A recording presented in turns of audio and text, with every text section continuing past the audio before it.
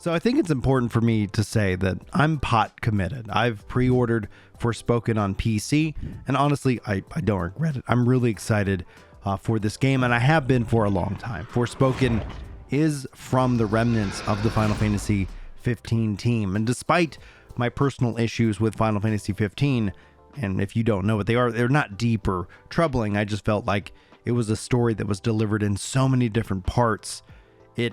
It required a lot of effort to kind of get the full context of what's going on. So I'm really excited for this follow-up. This game has been delayed for a little bit, and I think the second delay where they delayed it to the fall to push it outside of the Ragnarok launch, I think that actually was more strategic than anything else. But to start off, outside of that, if you guys haven't seen, if you are lucky enough to have a PS5, it's important to note that there is a new demo update.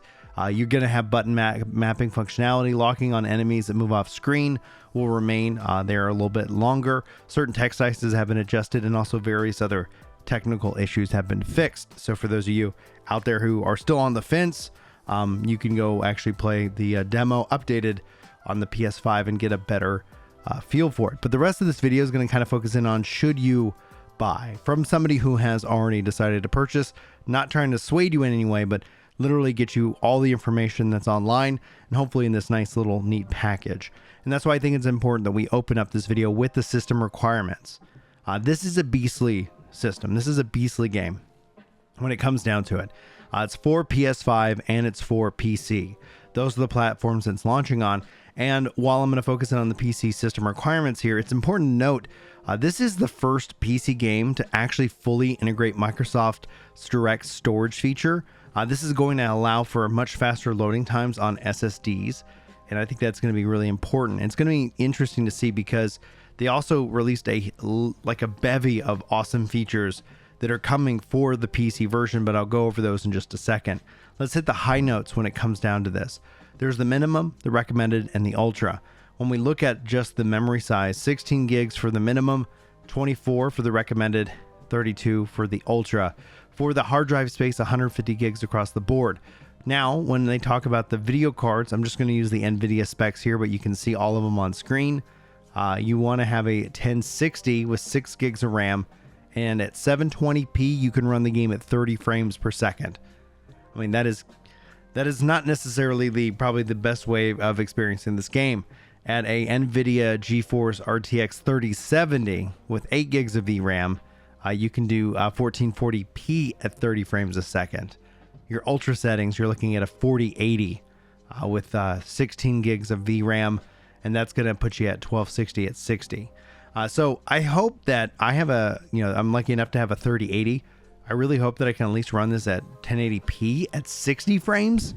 Frames for me, I think, are going to be the most important aspect of it. So let me know what you guys think about those beastly system specs, because this has me both excited and we're going to see how it works. Now, if you are running on PC, here's a couple of cool features that they're going to have. Stunning visuals from AMD, high fidelity support, smooth performance options with up to 60 frames per second with AMD FSR support, fast loading times with Samsung SSD support, 32:9 ultra wide support. I'm really looking forward to that personally because I do have an ultra wide, so I'm probably going to play this game in ultra wide, and I'll probably capture it in ultra wide, and we'll have to figure out how we want to display that. If you guys want to see what I see, or if you guys just want to see kind of the window of the 1080p cutout. Full HDR support and customizable resolutions, aspect ratios, and graphics features. Direct sound compatible devices, 7.1 audio, and freedom to play in either a keyboard or mouse, controller input, DualShock 4 and DualSense wireless controllers, direct input, and X input compatible controllers, all coming for the PC as well. But what kind of game is this, right? It is from the minds or the team that built Final Fantasy 15, and I honestly really enjoyed 15. I have my frustrations with it, but it's beyond that. But let's go ahead and talk about the basis of the story, and then we're going to also talk about what you can do in the game, and hopefully that will give you enough information whether you decide to buy or not, because the real kind of non-secret here is that there's going to be so many games coming out in the next 2 or 3 months that if you don't end up picking it up now, you will probably be able to pick this up at a discount, and that's just how games work. But the basis of the story is Forspoken is going to take us into the role of Frey Holland. This is going to be a young black woman who has been magically transported from New York to the world of Athea. There she learns to use magic and combat Athea's many perils and to fight against the tyrannical rulers who want to harness the Fae's power to their own ends. So she was named because she was actually found as a baby in an abandoned New York tunnel. Frey has grown clever and capable, but she's also very lonely and lost, drifting through life in the big city without many prospects or even less purpose. Now the mysterious portal appears. Stepping through, Faye finds herself in Athea, a vast land of magic and beauty, and she's not alone. On her wrist is a mysterious talking cuff that gives her access to incredible magical abilities.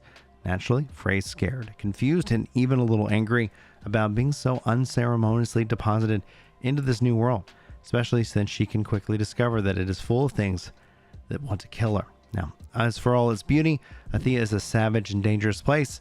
A phenomenon known as the Break has swept the land, transforming people into beasts of the world, into savage monsters, and forcing the surviving humans into the walled city of Kapal. With guidance from the Cuff and some helpful residents of Kapai, Frey learns more about Athea. She discovers that the world is ruled by the Tanta, four obscenely powerful matriarchs who have also been corrupted by the Break, and they are not thrilled about Frey's presence in their lands. Now, initially, Frey wants just to get home, but as things change and one of the Tanta become a cell and attack Kapal, the File of Chaos, and that's how our story begins. Initially, Frey doesn't want to help, but ultimately she's going to come around, and that's apparently they're going to promise us all kinds of surprises. So just note that I will be putting out a review and maybe some guides and more on this game when it releases here next week. Now, some of the activities that you can participate in, they have this concept called monuments.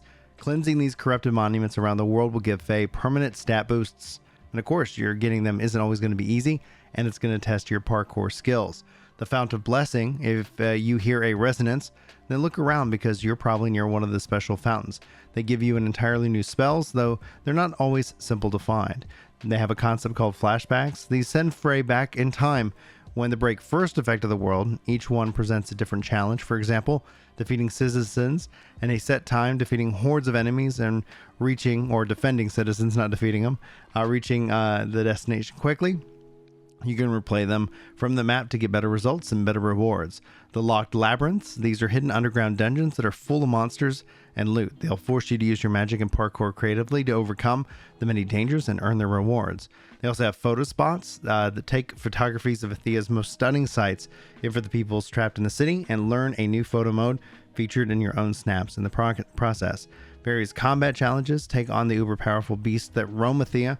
These monsters are arguably the most dangerous things in Athea, and you'll need to be at your top of your game to even stand a chance against them. Don't feel bad if you have to run away at times. And then finally we have Tatanta's Familiars, and you can befriend cats. Enough said. So I've obviously got a very big witch vibe already from some of the lines and words that they choose to use to promote this game, so we'll have to wait and see if that ends up panning out to be true. But anyway, guys, Forspoken comes out next week. If you have any questions or there's anything I can help clarify, sound off in the comments, hit me up on Discord or whatnot, and I'll be sure to be sounding off about my feelings and impressions of this game as I get to play through it, and hopefully you guys enjoy it if you decide to pick it up, or you enjoy it whenever you do get around to playing it as well. Anyway, it's sure to be one hell of a year for 2023 in Square-Enix and video games. This is going to kind of really kick it off for me, so I'm looking forward to jumping in. I hope you guys enjoyed the video. Hopefully you got something good out of it, and hopefully I'll see you in the next one. But until then, take care.